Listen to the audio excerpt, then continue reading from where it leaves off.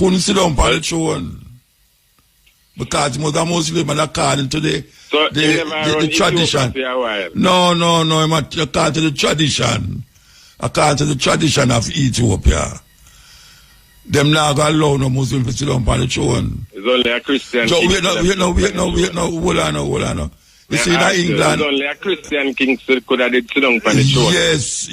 Okay. And listen to me, I say now. Listen to me. Yeah, but hear me, I say now. You see in England, is Queen Elizabeth allow the church, the Anglican church, and the Roman Catholic church to stop feud, you know? Because them never married. Anglicans, if you're an Anglican, you couldn't marry. No, I'm living by whatever me other trade them want to do. Me soldier special ops. When special operations come up, them link me and say X, Y, Z, and I go support. So like when them ready for send you go to Cuba now, you have to go. No. Well, I'm not say it, girl. I'm not say it, you know. Yeah, I say good night. We're still in a Black History Month. This program and tomorrow program going to be the finishing of Black History Month 2026. And we always keep a commitment to that. Black History Month, indelible. We have a hectic weekend here. Yes, in our Westmoreland. 2 things in our Westmoreland. Why you up all the people them who will meet in our Westmoreland for the first. And I say, boy, I'm out of the first me see, the first me see. Why you look a virgin here when I have to go really talk about him because it really was something else when I meet it. Why you look smoothie? It didn't forget you. 40 years I'm not forget you, I'm not going to forget you now. Why you look smoothie?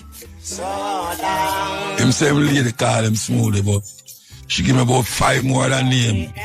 But she say name, so I don't know where I from. So I want to big up smoothie. Down at the Ganja Fest there. Orange Hill. I tell you, that is the Ganja capital of the world. As a reminder, said this is Black History Month. And we celebrate Black History Month right through, but we use the month as a marker because one man, Carter Woodson, they started as a week and then it got to a month.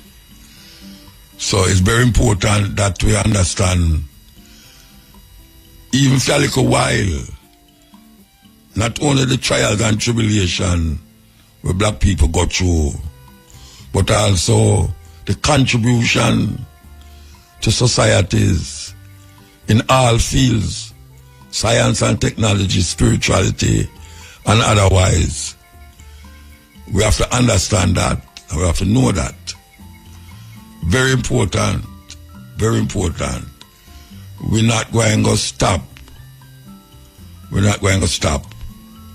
Because we feel, say, we still don't know enough about ourselves.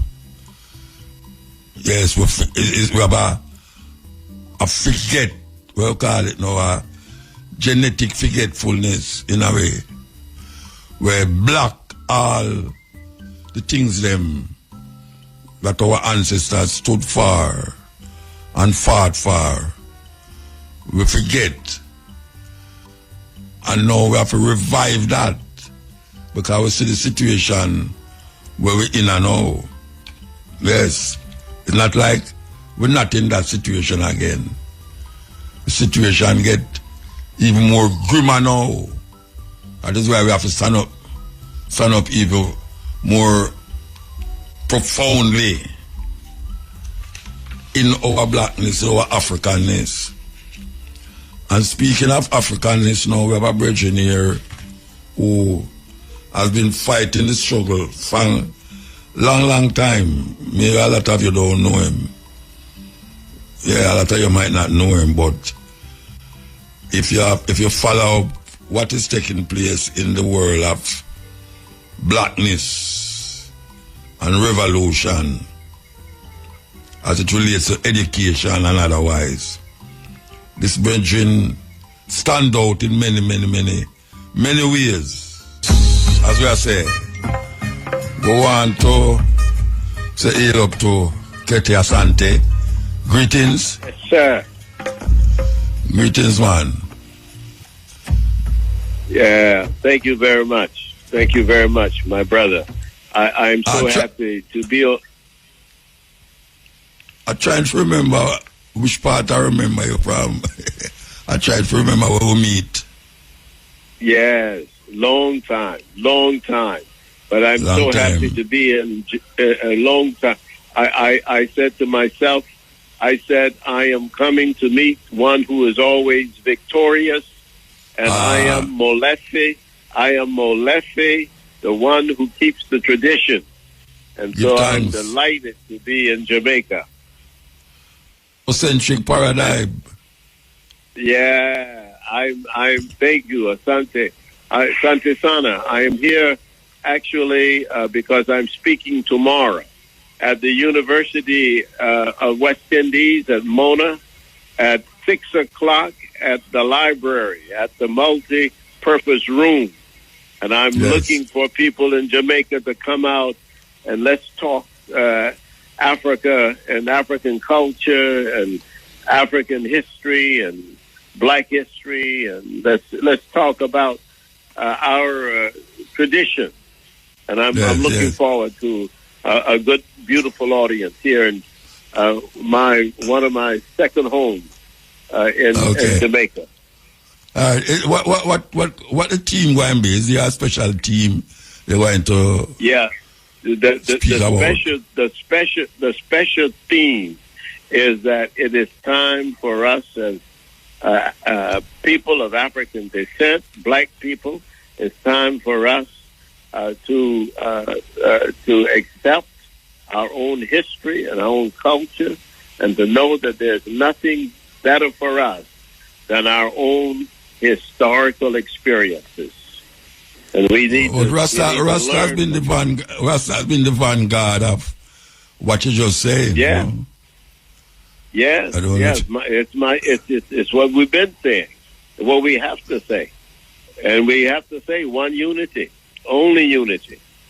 Yes, and we have to have a sense that that the only traditions that matter to us, that really will make us better people, even make us better neighbors, make us better husbands and wives and sons and daughters, is for us to know our own history and our own culture.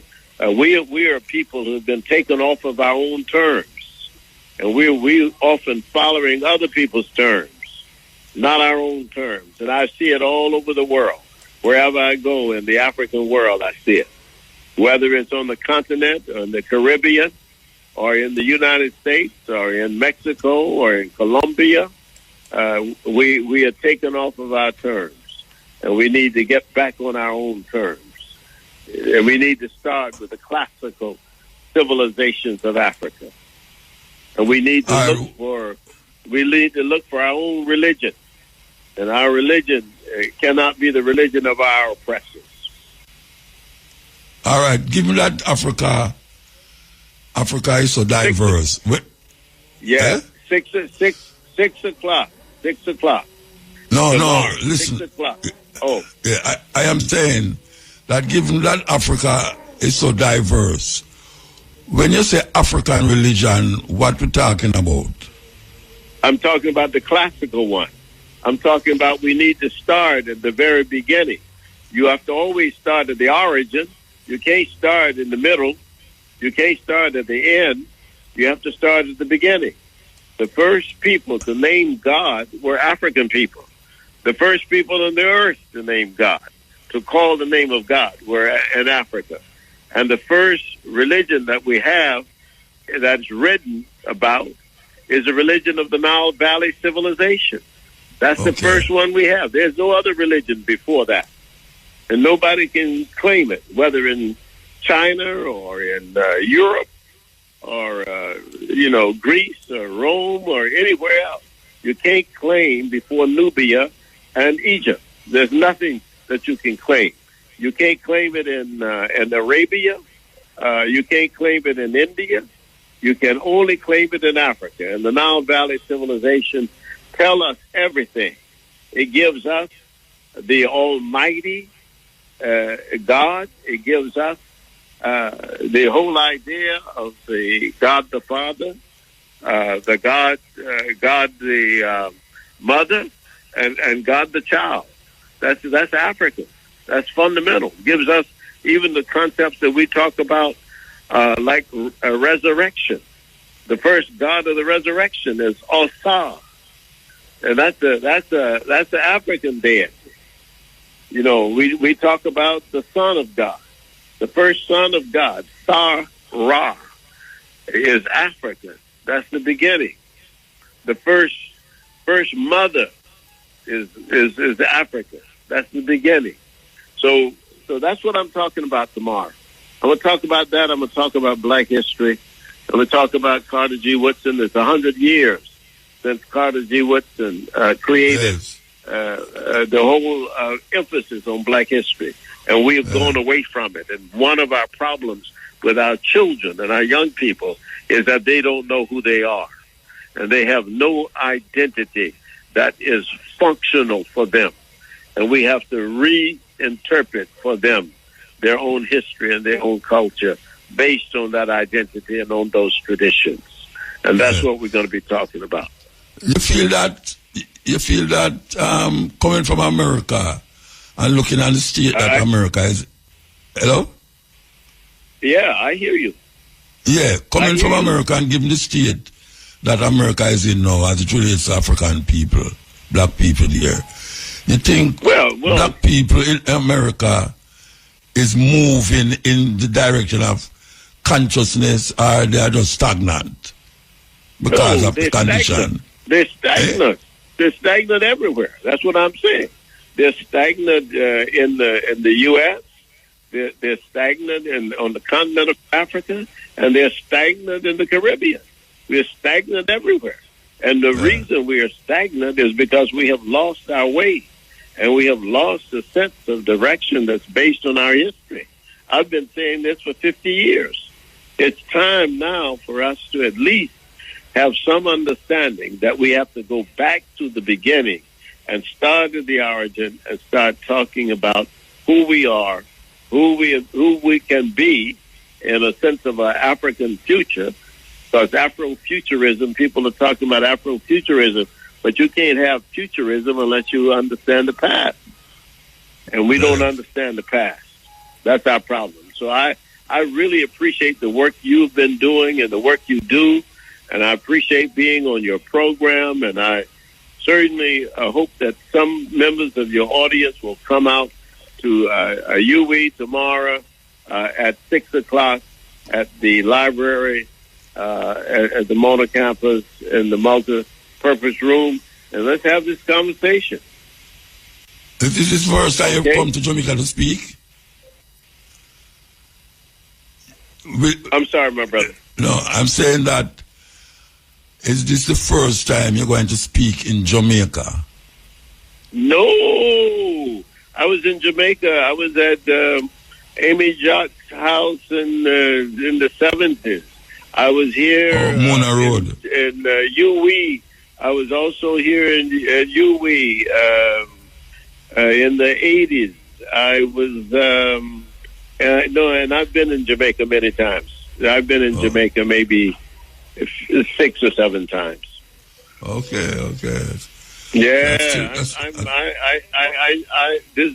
in fact, my wife's family is from Jamaica. Just the way, actually, from Jamaica to Costa Rica, and then to the U.S. Yeah. All right. If you would select to the audience right now, if you would select a book, which book would you select to start out the listeners? My book, I've written 105 books. The best book for people hold on. You have written 105 books. I'm the most published black scholar in the U.S. I only know about 2 of them. I used to sell them. In my store there.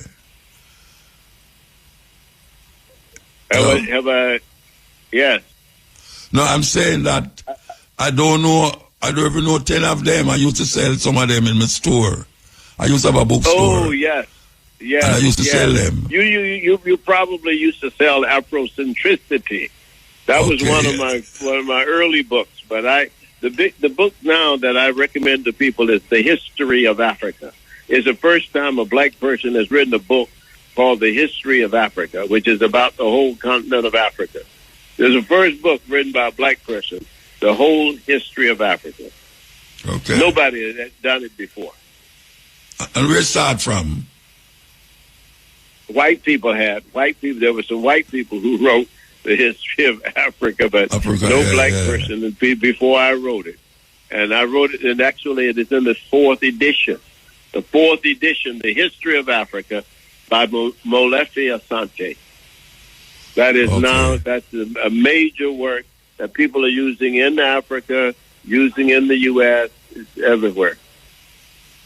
It's an audio book? It's audio book? Have you got it on audio? Yeah. It's an audio book? No, I don't think they have it in audio yet. Because that is where everybody's going now. I know everybody's going to audio. And I will tell the publishers that. But that's the thing that we need to do. But I just want to appreciate you very much for having me and to have me to say these few words. And I really appreciate the University of the West Indies for having me here, and certainly Professor Michael Barnett for what he's done, and the VC, all those people to get me here. And I look forward to seeing my brothers and sisters and any young people as well tomorrow. All right, look here. Tomorrow. Right. Thanks. Wait, hold on. You have one day, you're not going to speak nowhere else. Hello? Am I speaking anywhere else? No, Yeah. I don't think so. Just the one, just tomorrow alone. Yeah, just tomorrow alone. Wow. Okay. All right. Yeah. Well, that's tomorrow. University of the West Indies. It's at 6 o'clock? Yes, sir. 6 o'clock. Yes, sir, okay. brother. All right. Give thanks, Thank you, Bridget. brother. Give thanks. Yes. Give thanks, Brother Muta. Thank you so much. All right. Yes. Bye. One place in my day, all right. Ketes Asante. Yeah, the man say $100 book him have. Well published. Well published, $100 books. Trust me. A whole heap of book that we have. Anyway, we could continue. We could continue the journey. Today is Easter Sunday, and whilst the Christians of the world are celebrating the resurrection of Jesus Christ, Christians and non-Christians alike will no doubt be feasting on chocolate eggs. The rebirth of Jesus and the consumption of chocolate eggs are certainly not linked with regards to their origins, and historians and biblical scholars alike will universally admit that before ever coming a Christian holiday, Easter is undoubtedly a pagan festival. This can be seen by the fact that the date of the Easter weekend changes every year, and it is due to Easter always being the first Sunday following the full moon after the spring equinox. Unlike the word Christmas, the word Easter also has pagan roots, and history books can trace it back to the Saxons, where Eostre was the spring goddess. It wasn't until the 8th century when the Anglo-Saxons took the name from the goddess and married her up with the resurrection of Jesus to give a new name to a Christian holiday. But of course, Easter as a celebration goes back much further than the Saxons, and some say it even goes as far back as the Sumerians, and the legend of Dumuzi or Tammuz to the Babylonians, and Ishtar or Inanna. The legend known as the Descent of Inanna was found inscribed on a 4,100-year-old clay tablet. As Tammuz dies, Ishtar follows him into the underworld, where she gets judged, killed, and is hung on display. Meanwhile, the earth goes into decline, with crops failing and animals stop reproducing. After being missing for 3 days, the god Enki sends 2 creatures into the underworld, carrying the plant and water of life, and the 2 gods are resurrected. They return to Earth as the light of the sun for 6 months, and 6 months later they go back into the underworld again and stay for a further 6 months. Hence we see the cycle of death in the autumn and life in spring, all of which of course are connected to sun worship. As you can see, like the story of Noah's flood, the Christian story of Jesus has borrowed a lot from the Sumerian legends. Whether Jesus was a real person or not is open to debate and is not for this video, but there is no doubt that the story of Jesus was embellished with far more ancient mythology to keep the ancient knowledge alive and to encode the wisdom into the New Testament for future generations. The Bible is certainly a carefully crafted work of art. As AncientOrigins.net reports, in their great new article on Easter, linked below in the description, in the 4th century when Christians identified the exact location of the empty tomb of Jesus in Jerusalem, they selected a spot where a temple of Aphrodite, another god based on Ishtar or Inanna, once stood. Like with most churches and cathedrals around the world, the former pagan temple was torn down, and in this case the Church of the Holy Sepulchre was built in its place. But of course, as many of you know, there are many more stories of death and resurrection in the ancient world, such as the story of Horus in ancient Egypt, Mithras, Dionysus, etc. All such legends have common elements and are all associated with sun worship, and many were incorporated into the New Testament, which really isn't unsurprising when you look at the formation of the Holy Roman Empire and the adoption of Christianity by the Emperor. In ancient times, the Cybele cult flourished on today's Vatican Hill. Cybele's lover, Attis, was born of a virgin, died and was reborn annually. The spring festival began as a day of blood on Black Friday, rising to a crescendo after 3 days in rejoice over the resurrection. In the early days of Christianity, there were violent conflicts between this cult and early Christians over whose God was true, when the fact is that both stories are actually the same. In the New Testament, the death and resurrection of Jesus is another symbolic story about the rebirth of the sun, and surely wasn't a literal event. But not all historians agree that Ishtar is the origins of Easter, because there is another spring goddess, known by the names of Oster, Ostara, Austra, and Istra. This goddess was celebrated on the spring equinox of March 21st as the bringer of light after winter. But in actual fact, it is very likely that all of these gods originate from Ishtar. The goddess was often depicted as a hare, and therefore the modern-day Easter bunny was symbolic for the arrival of spring, as well as the fertility of the season. As well as being a goddess, Ostra is apparently an ancient word that means spring, and it's been adopted and adapted by many European languages, and used ever since. Therefore, what this shows is that the true origins of Easter include a number of different customs and traditions from a number of different civilizations from different periods of time. It is a composite and truly pagan festival centered on the rebirth of the sun after the cold winter has passed.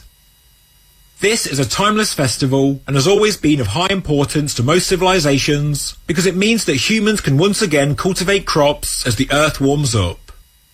So, why are we all eating chocolate eggs this weekend and feeling sick and falling asleep on the sofa in front of an old James Bond movie?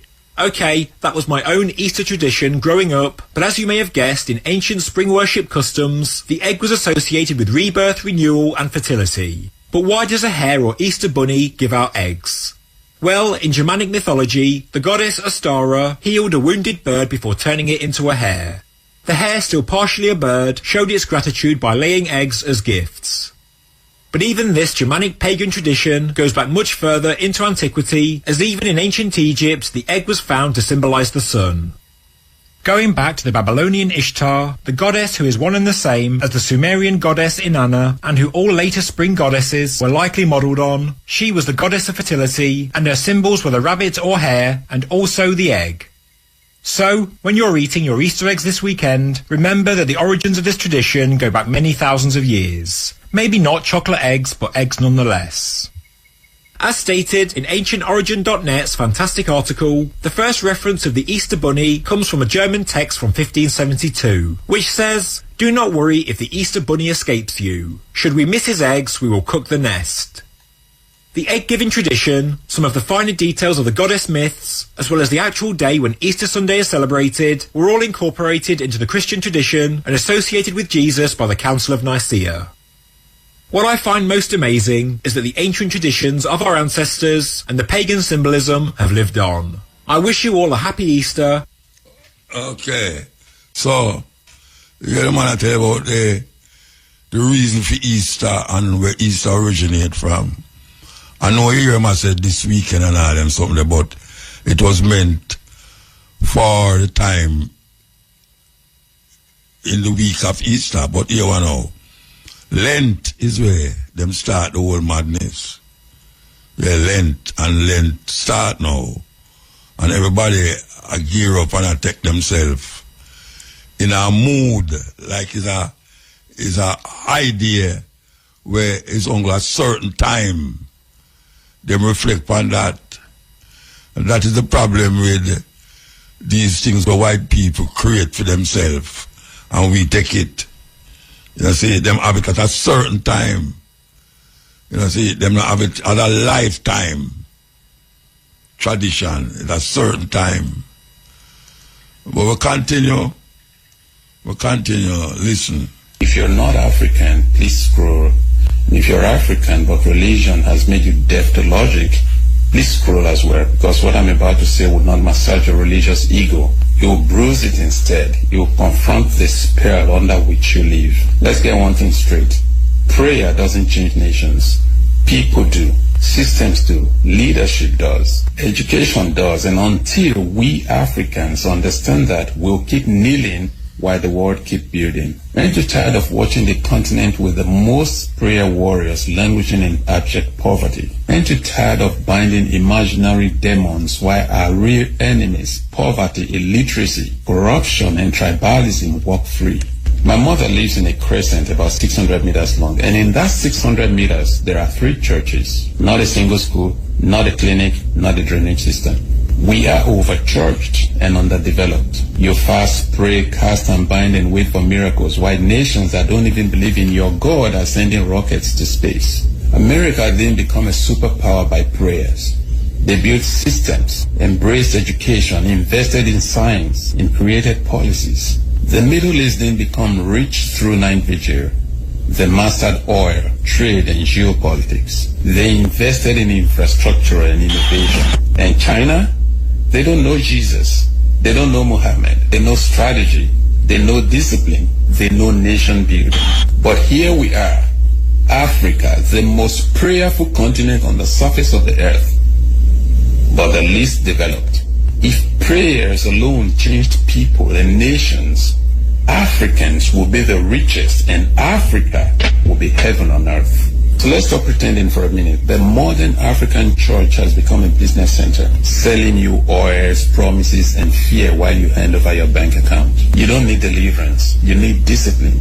You don't need prophecy. You need productivity. You don't need another 40-day fast. You need a 40-year plan. We have the Congo Basin, the second largest forest in the world, but yet we import toothpick. If that doesn't tell you the level of our sheepishness, nothing else will. So instead of building another church, build a school. Instead of going to another Bible or theological school, go to a technical school or learn a trade. Instead of giving your last money to a pastor, save it and start a small business. Instead of waiting for divine connections, go out, network, and build real ones. Instead of praying for good leaders, start voting with your brain, not your religion or tribe. Instead of casting out demons, start casting out ignorance, because God isn't the problem. You are. He gave you hands to walk, not just to clap. A brain to think, not just to bow. A voice to speak truth, not just to scream amen and hallelujah. So here's the truth. Faith without sense is continued slavery. Religion without reason is mental colonization. And any spirituality that makes you passive while others build, it's not divine, it's a trap. I'm not asking you to abandon your faith, even though I may not share the same. I'm saying stop using it to excuse laziness, stupidity, and silence. God gave us the tools, but we're so obsessed with heaven that we can't even fix the hell we currently live in. Africa doesn't need more churches. Africa needs more thinkers. And until we realize that, we will keep screaming amen and hallelujah while the rest of the world keeps shouting science, technology, AI, robotics, commerce, and geopolitics. You know that over 500 Black Madonna statues sit crowned in European cathedrals? Yet nobody talks about what they really represent? Walk into any major cathedral from Spain to France and you'll find them. Dark-skinned figures wearing royal crowns, draped in gold, positioned at the very heart of Christian worship. The Black Madonna of Montserrat in Spain has drawn European royalty as pilgrims for centuries. Notre Dame de la Puy in France holds the same mysterious reverence. These aren't hidden away in corners. They're centerpieces adorned with jewels and treated like queens. Yet historians dismiss them as symbolic choices or artistic interpretations. But why would medieval Europeans consistently choose to depict their most sacred figures this way? Why crown them with real gold and precious stones if they were just symbols? The pattern spans continents, hundreds of cathedrals, hundreds of crowned black figures in positions of ultimate authority. What if these statues weren't symbols at all, but historical documentation of who actually ruled medieval Europe? The crowns tell a different story than the history books. Yes, listen, you know. Yeah, listen, when I just play them thing, to just play sake. As a matter of fact, we're going to play Continent with Mutabruka. We are listening to our meds. You know here? Continent! The end! The end! Did you know that over 500 Black Madonna statues sit crowned in European cathedrals? Yet nobody talks about what they really represent. Walk into any major cathedral from Spain to France, and you'll find them. Dark-skinned figures wearing royal crowns, draped in gold, positioned at the very heart of Christian worship. The Black Madonna of Montserrat in Spain has drawn European royalty as pilgrims for centuries. Notre Dame de la Puy in France holds the same mysterious reverence. These aren't hidden away in corners. They're centerpieces adorned with jewels and treated like queens. Yet historians dismiss them as symbolic choices or artistic interpretations. But why would medieval Europeans consistently choose to depict their most sacred figures this way? Why crown them with real gold and precious stones if they were just symbols? The pattern spans continents, hundreds of cathedrals, hundreds of crowned black figures in positions of ultimate authority. What if these statues weren't symbols at all, but historical documentation of who actually ruled medieval Europe? The crowns tell a different story than the history books. Yes, a serious thing. You ever consider that? Guys, listen. Let me tell you, the most praying continent on this planet, Earth, is Africa. Most praying, if you research and if you see it. Most churches, every 600 meter or 100 meter or 1 kilometer, you will find a church. Most poorest continent is Africa. Why? Do you have answer? Mm-hmm. We don't need churches. We don't need temples. I am pastor myself. We need schools. We need hospitals. We need industries. That is where the life is. God is not telling you to build church and pray me there. You pray where you are. You need correct policies to change the people's life. By praying, if it is changed, then we cannot be poor. God says you can't just pray, you work. Make the policies. If I'm wrong, please tell me. No, you're saying the truth. It's a bitter truth. Mm-hmm. We believe that we go to church or a temple or mosque, our problem will be sorted out. No, then we cannot be poor. We could not be the richest. And we have the most mineral deposit in the world. Look at the opposite. These people outside, they don't have anything, but they are richer. Because they see the opportunities there. There is no churches like what we have. Mm-hmm. That means not that they are not Christian. No. They are Christian. They are. They do pray. But the priority is not only the prayer and praying and then you come out. No. The priority is to build the churches, build the industries, promote the employment, reduce your deficits by creating that investments, schools, education, science, technology. These are the important things. Listen. We are doing it for you. Listen and absorb it and go to your bed and think about it. Yes. And them used to say Jamaica have the most churches per square mile. This man I say Africa have the most churches. Every corner you go, you see a church. But look at our condition. Look at the condition where we're in now. And we get up every day and talk about we are pray and I pray and I pray. Yes, we'll go through the paces on the cutting edge. I bring you some short clips for kind of store your faculty, make you think, and hope say it'll do that. We're going to play forward this. Guys, listen. Let me tell you, the most praying continent on this planet, Earth, is Africa. Most praying, if you research and if you see it. Most churches, every 600 meter or 100 meter or 1 kilometer, you will find a church. Most poorest continent is Africa. Why? Do you have an answer? Mm-hmm. We don't need churches. We don't need temples. I am pastor myself. We need schools. We need hospitals. We need industries. That is where the life is. God is not telling you to build church and pray me there. You pray where you are. We need correct policies to change the people's life. By praying, if it is changed, then we cannot be poor. God says you can't just pray, you work. Make the policies. If I'm wrong, please tell me. No, you're saying the truth. It's a bitter truth. Mm-hmm. We believe that we go to church or a temple or mosque, our problem will be sorted out. No, then we cannot be poor. We could be the richest. And we have the most mineral deposit in the world.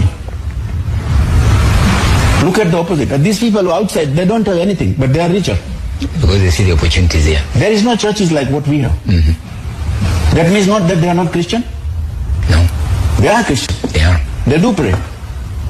But the priority is not only the prayer and praying and then you come out. No. The priority is to build the churches, build the industries, promote the employment, reduce your deficits by creating that investments.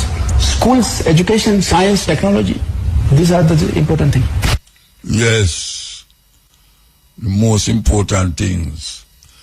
Build up the things that allow your life in at this time, not in the next life, where you don't know about. In at this life. Build up yourself, your family and your community, so that your life will be more sweeter, nicer to live. Where all the problems them know, or most of the problems them know, where you have, will be lighter. So far, we don't see the prayer business at work. Some people might say it at work for them, but sometimes it's just like, it's a trial and error thing, heads or tail. That is what prayer is like, heads or tails. You throw up the coin up in the air and say, head or tail. And you say tail and head come. And you say tail and tail come. It's a trial and error. Take another break. We are continuing the journey into Africanness, blackness. We want to play this. Yes. The richest continent on Earth was stolen overnight by 14 European leaders. It's 1884. In a palace in Berlin, 14 European powers gather around a table, discussing how to divide the richest continent on Earth. They draw borders on maps like it's a board game. They just invent treaties, bribe chiefs, and plant flags. To the world, they call it civilization. But behind the papers and promises, it's theft. In just a few years, Africa is carved into 50 pieces. Each one handed to a different European master. Entire kingdoms vanish. Tribes are split by artificial borders. Resources are drained. Cultures are erased. And when resistance comes, they crush it. For over 70 years, Europe rules Africa. And when they finally leave, they don't rebuild what they broke. They leave fractured nations, broken economies, and a legacy of poverty that still echoes today. The richest continent on Earth, stolen by 14 men in a room. Serious thing. Serious thing. The richest continent on Earth was stolen overnight by 14 European leaders. It's 1884. In a palace in Berlin, 14 European powers gather around a table, discussing how to divide the richest continent on Earth. They draw borders on maps like it's a board game. They just invent treaties, bribe chiefs, and plant flags. To the world, they call it civilization. But behind the papers and promises, it's theft. In just a few years, Africa is carved into 50 pieces. Each one handed to a different European master. Entire kingdoms vanish. Tribes are split by artificial borders. Resources are drained. Cultures are erased. And when resistance comes, they crush it. For over 70 years, Europe rules Africa. And when they finally leave, they don't rebuild what they broke. They leave fractured nations, broken economies, and a legacy of poverty that still echoes today. The richest continent on Earth, stolen by 14 men in a room. Balancing the truth and the controversy, addressing the youth and their calamity, motivated by concern for the whole of our liberty, the promise of a new reality, the cutting edge of true intensity, sole provider for the whole of our family, the force of brutal non-conformity, the cutting edge. This actually happened. In 24 BCE, Queen Kandake of Kush did something no ruler had ever dared. She declared war on Rome. Augustus Caesar controlled the known world, but Kandake didn't care. She marched 30,000 warriors north toward Roman territory. The legions had never faced anything like her army. At Syene, Roman forces crumbled under brutal assault. Soldiers who had conquered Gaul and Britain fled in terror. Caesar's generals begged for reinforcements, but none came. Then Kandake did something even more shocking. She negotiated with Augustus as an equal. Not as a conquered queen, but as a peer. Augustus agreed to her terms and removed all Roman taxes from Kushite territory forever. Rome paid tribute to an African queen they couldn't defeat. Serious thing, may I tell you? This actually happened. In 24 BCE, Queen Kandake of Kush did something no ruler had ever dared. She declared war on Rome. Augustus Caesar controlled the known world, but Kandake didn't care. She marched 30,000 warriors north toward Roman territory. The legions had never faced anything like her army. At Syene, Roman forces crumbled under brutal assault. Soldiers who had conquered Gaul and Britain fled in terror. Caesar's generals begged for reinforcements, but none came. Then Kandake did something even more shocking. She negotiated with Augustus as an equal. Not as a conquered queen, but as a peer. Augustus agreed to her terms and removed all Roman taxes from Kushite territory forever. Rome paid tribute to an African queen they couldn't defeat. Yes. Balance. Okay, so we have an interview here, so from our brethren, it's historic. As I say historic because a whole heap of youth might not know him, but those who know roots music from them time, they know so that brethren here give some powerful music. I'm going to say powerful, I talk about, I'm going to introduce him with one of the most powerful music. We are a whole heap of people that never know say him do it. At least a whole heap of people nowadays. Sure. Mr. Roy, good night, sir. Good night, Mr. Baroka. Why, man, I tell you. Right. A long time you're supposed to do an interview.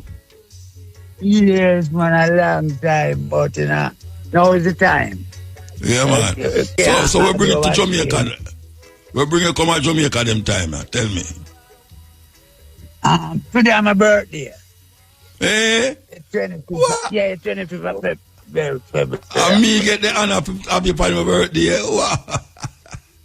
Yeah, man, happy birthday, man. Where you reach now about 110?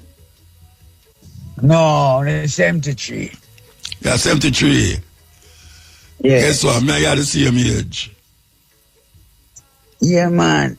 Yeah, They will have a technical the same time. Yes, yes. Yeah. So where you do since same time then? The last time I see you was down at West Street. Me that play down at West Street and you did come down there. I am the past through. Alright, so where you do since that time? England. I do many things, you know. I'm still in the music, you know.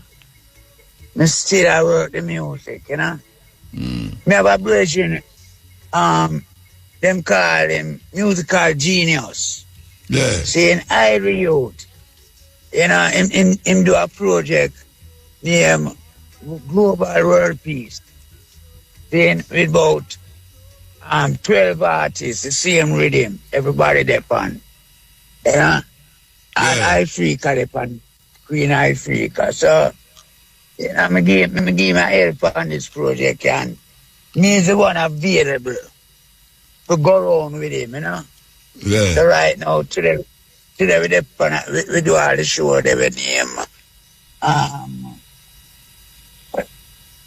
Yeah, you know. You do it on TV?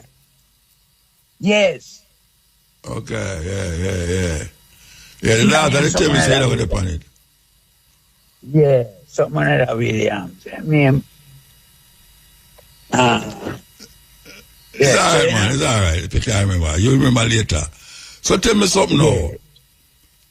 You have a new album, or you promote a new album now? I mean, I hear you say you go around and try help with that project there, but you personally have any new album? No, well, me I do some work. They are the China, the dub stuff. They are England, and I go studio with them and put up some guitar and 4 songs. When I set up because I want to put out an EP. I don't want nothing from just line. I want to deal with vinyl, you know, I'm not going to deal with vinyl. Okay. Because I have been song one line, it come in like in the same I'm not song. And I'm not going to deal with some vinyl. Alright, so we could go back to these three so now. Tribal War, big tune. Polipa 1 do it over. And it don't sound like a hero tune. You know, I hear says 200 version of Tribal War.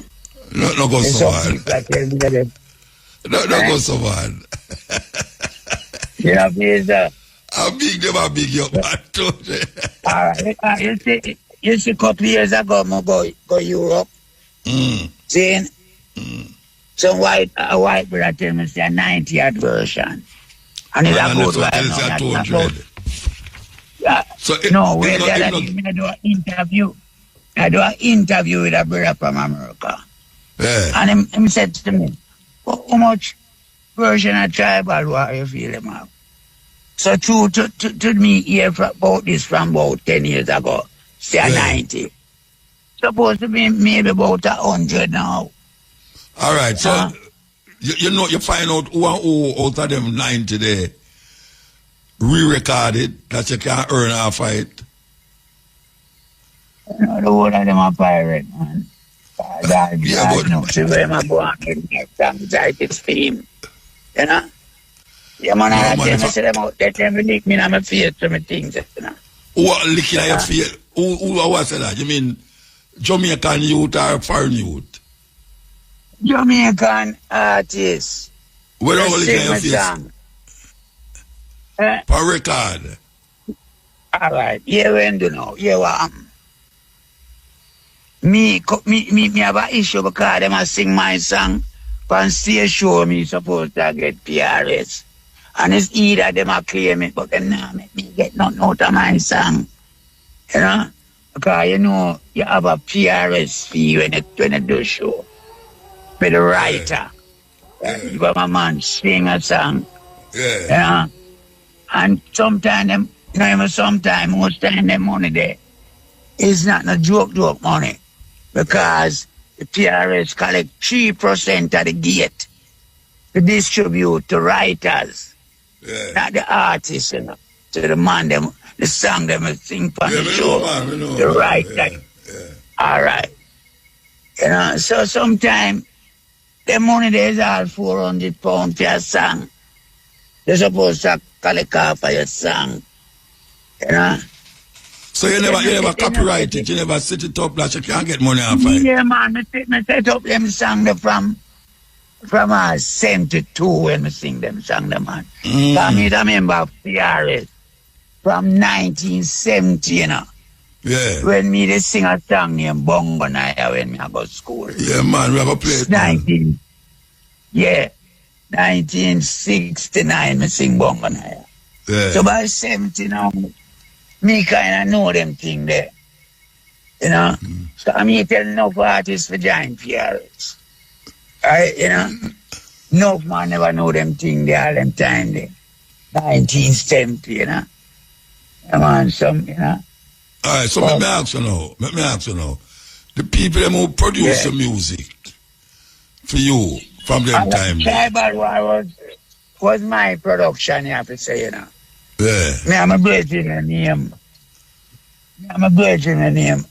Me used to move with three brother.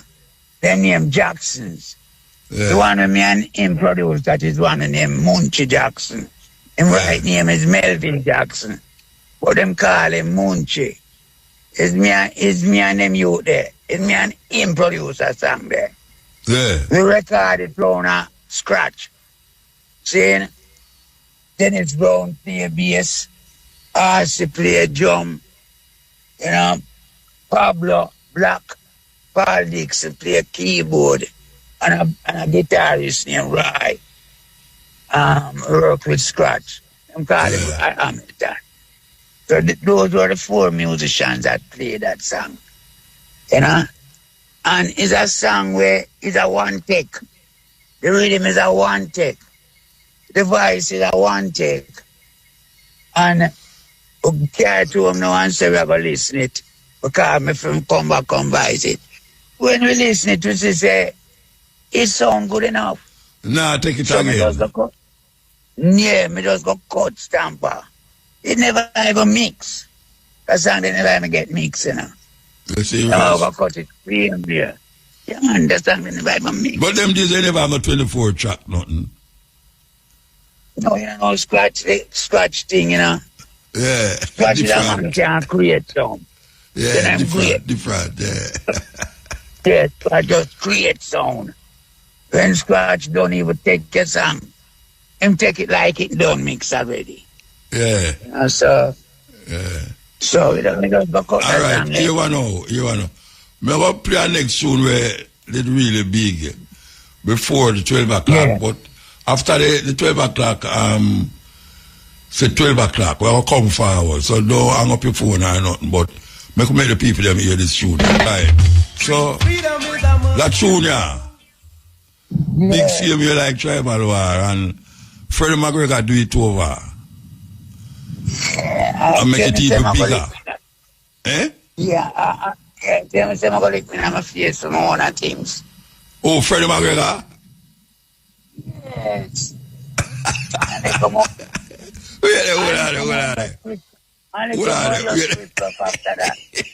The Rasta thing I joke, you know. Hold on there. No, your tune this. My tune. And the boy come in at 12 tribe, come here, me and sing all my song. Remember me there. Oh, you mean? At the time they no come about the head. Yeah. And I'm coming at 12 tribe with a band with him. Generation Gap. Gap, Generation, yeah. He was the drummer and that time you never recorded the tune yet. So how you get the tune for record it? No, you hear it and record it. I get all where you go to? What caused the friction? Film go answer.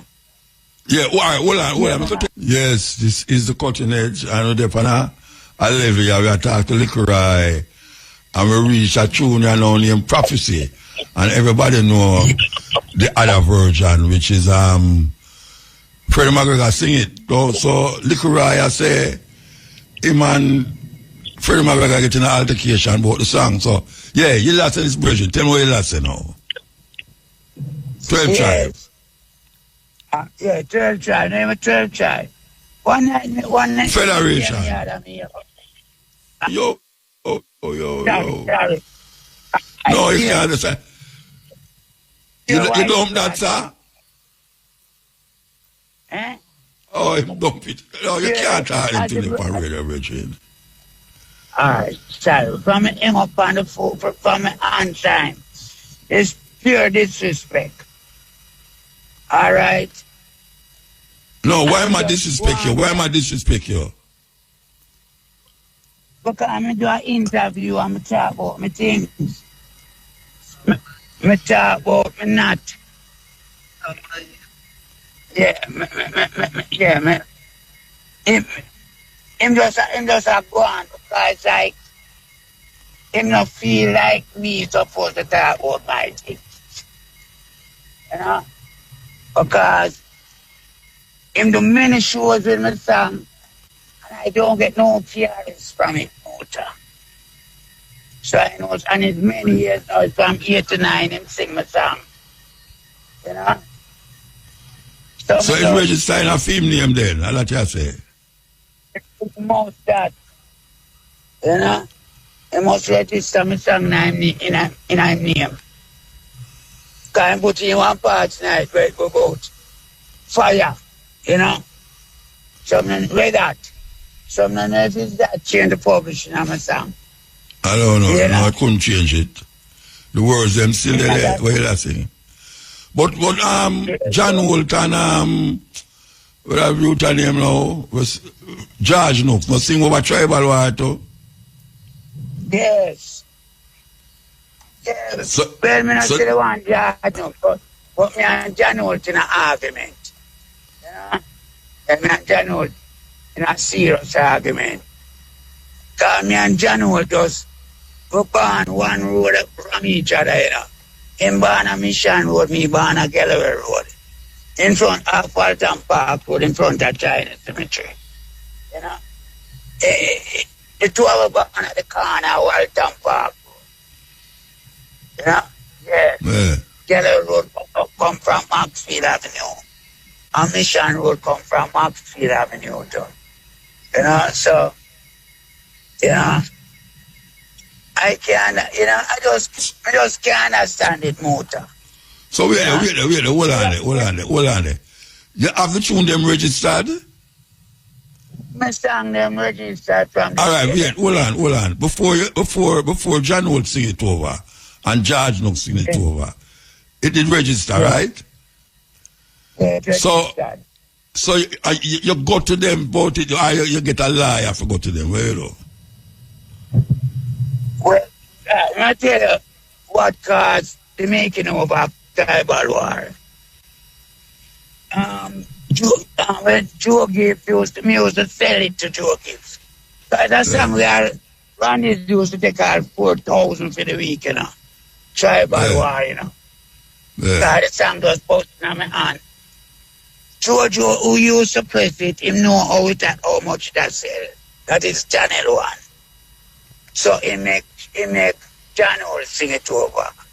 George, Joe Gibbs, who used to buy it, him know how much it has sell. So he make George sing over the song. Yeah. Because that song we have by Randy and the Dragon is sing over, you know. Enough people don't know them thing there. It's not those same people in Jamaica sing the song. People like us, let me say, by Randy and the Dragon is. I wish they make over two of my song. They make over Bongo Naya. And they make over tribal war. So tell me something. You get any money off of tribal war? No, yeah, me get money off of. Butcher Bantan do a version.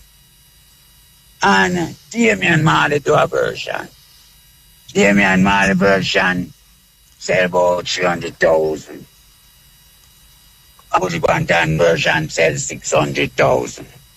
You know, so some earn a food off of them two versions, they are tribal. Yeah. Butcher Bantan and Damian Marley. You don't get nothing from John Holt and George Nooks? George, no. Not the other many versions that they made.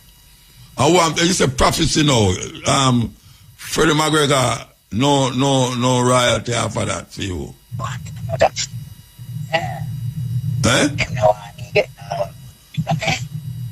You break up. And just like I just don't want me get anything out of me things. Yeah, Freddie Mutabruka. So you don't get a liar? Eh? But it's like, no, me not get a liar. Because one time, I get a liar, I did something with me. And they come out and say, lie on my side. A BMG side, them dead. After me. Who you say who? BMG. Oh, yeah, BMG, yeah. And you get a liar to deal with them. So me and them in a little thing. And it's for them side, him side, not my side. So yeah. Yeah. Alright, sir, I tell you. Well, you know, alright. You know a big problem. You know a big problem because I about 2 albums, I 3 albums. Remember you give me the last, you give me an album, man. The first one we do, Liquor album there, that is the one where he's known for. You know, that is the one like, you know, I'm say Tribal War, Prophecy, Bongo Naya, all them tune, that big tune from them time there. Let me refresh the people their mind about Bongo Naya. Them tune that it rule, what them call dancehall nowadays, them tune that used to rule dancehall. Jalove and all them man there from them time there. I 10 weeks that song is number one. What you say? 10 weeks that song get a number one, you know. 7 weeks. JDC and RGR, yeah. 7 weeks. No, you know? Most ones who did at them time, they know to them tune, they are big tune, man. Most ones. Yeah. Most of them. Alright. So you say you try to make a one or you try to make a EP? Yes, man, make an EP. Not even trying, I'm going to do it. Yeah, so when you think that will come out? Alright, I'll give about 3 more months. So you still the show in England though? Yeah, man, I still do show in England. Sometimes I go far, I go do show too. In across Europe there? Yeah, across Europe. I go to Australia, I go to Thailand.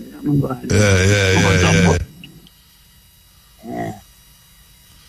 So, you know, and a lot of work in Europe. I do about a lot of places in Europe, you know. Yeah.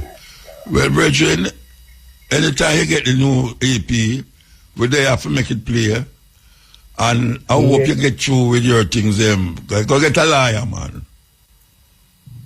I feel that it's a profitable more to get a liar. Yeah, man, get a liar, you man. Eh? Yeah.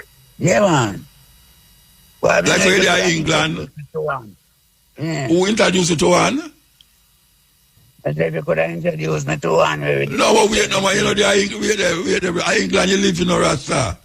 You know, you get a liar, so get a liar in England. Yeah, right, all right. And then so you forget the liar, no, you won't get liar. You get liar from Jamaica. Get a liar from England. Yeah. You understand? I saw it going on. Yeah. So next time when I see you, you're supposed to have enough money. All right, I'll get on you some. I'm a 5% put on. Yeah, it's like... If they never get the opening, then get the opening with my song, you know. Because the DJ, them are Jamaican, I play my song. So then they know, you know, them get all the opening, film version of Jamaica play. So it's like me get rub out of that. So. Yeah. Especially the tribal war. Especially the tribal war one. Yeah, it come like I know your tune. It come like a Janol tune. And it come like a Jajuk song. Yeah, it come like a Jajuk song too, yeah. And what if a man say, I play a tune. I have a poem when I do all the while, you know. I always give the original creator of the poem. I always call the name of the person on the stage when I go do it. You know, see it? Yeah. But I guess Jamaican youth, them people, Jamaican, them do them something there. Them don't get credit. Them take the credit for themselves. Yeah, that's all, man. Yeah. Anyway, give thanks, brethren. Give thanks for the, for your birthday. Oh gosh, man. Yes. Give thanks. All right, sir. All right, brother. Yes. Yes. Yeah. Bless up. Blessed man. Yeah. Muta, it's your mankind here, though. You couldn't treat your eye. Why, man, I tell you. I tell you. You know? Yeah, and fear. It's rough. It's rough, and man. Fear, man. And fear. They are not clean. And still it's a big man, them they high place, you know, man. Boy, man, I tell you, say, well, me no wrong my bridge, you know. It's a weak fence, like, a way, you know. And just deal with Jaya, my boy. And watch nothing, just low Jaya in your life. Make them go away. No, but you know, when you make them, no, but you still can't get money off it, you know.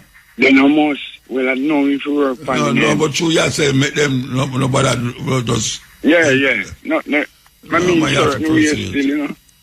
Oh, you mean pursuing thing and getting money? You know, late for you. No, it's not late, man. Cause it's still a play, no. They no most. Yeah, man. I do that. Man, listen. No, man, I tell you, it's still a play. No most, man. And when John was dead, I know, but John was used to sing it every time him up on stage. Yeah. Me hear what name? Nook. George Nook sing it every time him up on stage. Prince Mohammed. Prince Mohammed, him used to name, but him name George Nook, I know. Yeah. Me say, man, let me hear them, man. I say, me love it tune there, you know. You see, I big tune, man. You know, so I first me hear the original. Oh, yeah? Yes. You want the prophecy? And the first year, the original prophecy? I think so. No. No, you remember Freddie McGregor sing it over? Yeah, man. I hit mostly me here with them one, you know? Yeah, man. See them man. Why may I tell you, man? You know, mankind and fear. You know, you don't know. Yeah, the thing with me, I advocate for doing, you know, and the land, man, want the land to distribute. That's where people then can have food. Of course. We can't tired of the foreign sitting them. You know, see, the government will have the land and sell them big friend them. Hey, then something can't happen. Well, I mean, that happen, no, it can't happen. That happen. Why, man, I tell you, say, we just careless in our place, we just careless, you know, and make them something there. I mean, no, you know, say that them are going about them and them invest and them foreign people, but them are going to run left it. You know, see what I go in Africa. The people get strong, because we want the land 5 acres for everybody. I you know, so the all the land in the Caribbean belongs to the king. Me agree, me hear that. But all of them, you know, some of them was French, some of them was Dutch. So England, the English speaking one them England, the king. Yes. Well, all of them are free land and you can't take up put in a pocket go with. So we have to dwell upon it. Get food for the picnic. The dust of the earth. You know the dust of the earth, our? Yeah. You know what? I bet you not tell me the dust of the earth, our. Tell me, man. I start make me guess, man. Can't remember. Yeah, man. You plant it, man. A food at the dust of the earth tonight, build mankind. Yeah, man, the dust of the earth at the food. Or we plant, man, I eat, man. I just want one timber full of water life, you know. One timber full of water life, and then all the dust of the earth. I'm going to chat about man make out a clay and them something there. More there. I'm a fool, man. And the dust of the earth, then thing I clear that. And the food we grow in the earth. So, me I appeal to them boy, you know. Say them to let go the land to the people, make because when me a little boy, you know, my dad used to come go to bush after Friday, Saturday. after school Saturday now, me and me go, I never love bush at all in my time. But now, me we dead for me ground. Yeah. My goodness, man. Where were you plant? You know, so right now, me not do no fresh planting. Me just go and plant banana and show Melissa where they you have already. Yeah, you have already. Yeah, when me have already, me I go and eat off and so little we left. And Melissa come mash up everything worse now. But me know whole pa sucker. You know, whole pa sucker they bought the place. Banana planting. You know. So me appeal for them man if they just free up the land car. The land a free. I only had poor people and live off island to plant food for stop the hunger. Can't depend on the foreign man. No. And then I good all the fertilizer thing. We not use them something there. My fertilizer the rain. Water. Yes. We can't tell them that. If you see one of my finger plant, when time we used to get when we used to chop plant, one finger, them would out the road and sell it for 500 and 600. No. My sister only come Marga sit in the market with them at. Boy, me I tell you, sir. Oh God, man, we are suffer, man. We are suffer. I want them Mr. Theory can come help me. I don't have Burkina Faso. The one thing I want to problem, man. I tell about we must come help me. No, we want to help me I him. say one day thing can come help me. Help me for the what? We straighten out them guys here. You know, so the man have a problem, a big problem for him country. True, man. You have terrible problem. I watch him and the youth, them over say, I advocate to youth, them bad. And the free education. Of course. Somebody come here and say free education, you know, and then fight out that man there. Bad. So they don't want nothing good for we the people. These Babylon people, them hate all the elderly and then hate the young. All you hear them a chat and a chat, then hate the elderly and the young. Me can't tell them that. Can me see where they go on with 970s. Yeah, of course. All right, we have to move though. We have to move. We have to come up here. Yeah, more you look. All right, yes, EL. Yeah, man. Yeah. Hello. Morning. Yeah, man. Wicked program last week, Thursday, Sunday, man. I must congratulate you on Carbo. Okay, yeah. Man, and why Muta? Let's go through it quick. Black History Month, yeah, man. The History Man really touching my boss. Yeah. And I hope all the way out the black people open up their mind. Yeah, man, me I hope. Because I see them a key on a preach seat there. You look on a big man where me I listen to them on the song from me, I look a boy, my father used to buy a record at Channel 1. I play upon a record change, and you can't